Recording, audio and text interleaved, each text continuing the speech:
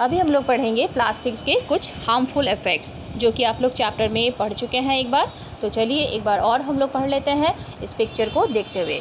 देखिए, first is plastics that get buried prevent rain water from sipping into the ground.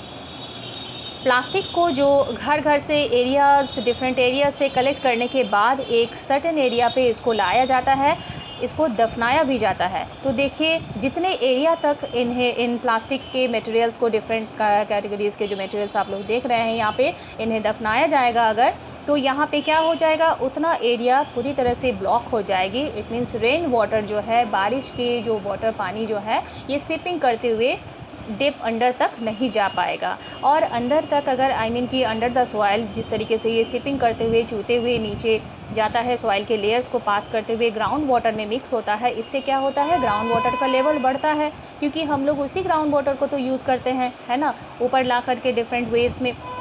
और साथ साथ एक और चीज़ जो कि प्लांट के कि बड़े बड़े ट्रीज़ के भी जो रूट्स बहुत ही गहराई तक जाते हैं और इन्हें सफिशेंट वाटर नहीं मिलेंगे अगर ये रेन वाटर अगर नीचे तक सिपिंग करते हुए नहीं जा पाएंगे। तो ये है बहुत ही एक हार्मफुल इफ़ेक्ट, यानी कि हमारे लिए भी और साथ साथ ये प्लांट्स के ऊपर भी ये असर पड़ता है। नेक्स्ट देखिए, second harmful effect of plastics, when plastics are burned they produce toxic gases and smoke. Plastics के सफाया करने के चक्कर में अगर इन्हें जलाया भी जाता है तो क्या होता है, इनसे, इसके बर्निंग से जो harmful gases and smoke mix हो जाता है एटमॉस्फेयर में। जो दूर दूर के जो कि रहने वाले हैं, जहाँ जलाया जाता है उससे काफ़ी डिस्टेंस में भी कोई जो कि लोकेलिटीज़ हैं, आदमी सभी बसते हैं, तो वहाँ एटमॉस्फेयर में मिक्स होने के लिए, एटमॉस्फेयर में जो मिक्स हो जाता है ये फैल भी जाता है, जो कि हम लोग को दिखता नहीं है। एंड थ्रू इनहेलिंग, जब हम लोग इन्हें इनहेल करते हैं, सांसों के थ्रू लेते हैं, तो ये क्या सबसे ज़्यादा इफ़ेक्ट पड़ता है किस पे, हमारे रेस्पिरेटरी सिस्टम पे।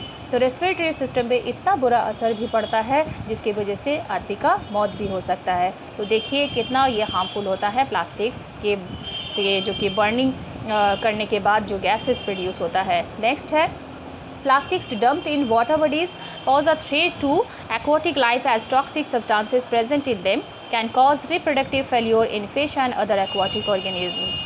देखिए, आप सभी को पता है कि लैंड के साथ साथ वाटर बॉडीज़ में, चाहे वो क्या हो, तालाब हो, पॉन्ड्स हो, रिवर हो, समुद्र यानी कि सीज, ओशन, यहाँ लैंड के साथ साथ एक इकोसिस्टम, एक लिविंग वर्ल्ड यहाँ भी होता है।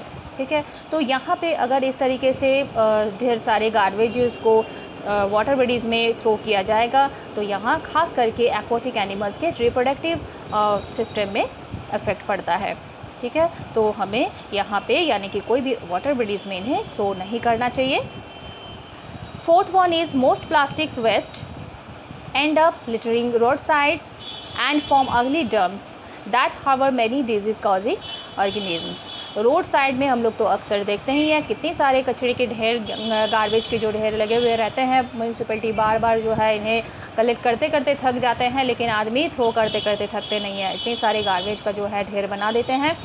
जितने देर तक, जितने दिनों तक ये इस तरीके से पड़े रहेंगे, इससे क्या होगा, एक तो अगली यानी कि गंदा तो दिखेगा ही, और साथ साथ सारे एनवायरनमेंट, पूरे एनवायरनमेंट्स के, इसके सराउंडिंग जो है ये भी गंदा जो स्मेल फैलाएगा। और मोस्ट इम्पॉर्टेंट कि इन गार्बेजेस की गंदगी में जो डिज़ीज़ कॉजिंग माइक्रो ऑर्गेनिज़म्स यहाँ पे फैलेंगे और डिज़ीज़ को फैलाएंगे, ये सबसे ज़्यादा नुकसानदायक हमारे लिए है। इससे सबसे ज़्यादा हार्मफुल इफ़ेक्ट्स जो है यही होता है। ठीक है, तो इसके लिए सोल्यूशन क्या है, we should always reduce, reuse and recycle plastic materials. इन तीनों को हम लोग को फॉलो करना होगा, हम सभी को फॉलो करना होगा। तो देखिए स्टूडेंट्स, ये रहा चैप्टर। तो पूरे चैप्टर्स को बहुत ही अच्छे से पढ़िए, बहुत इजी चैप्टर है, बहुत जनरल टॉपिक्स इसमें है। तो आई होप कि कोई प्रॉब्लम नहीं होनी चाहिए। अगर प्रॉब्लम होगा तो you can message me. Okay.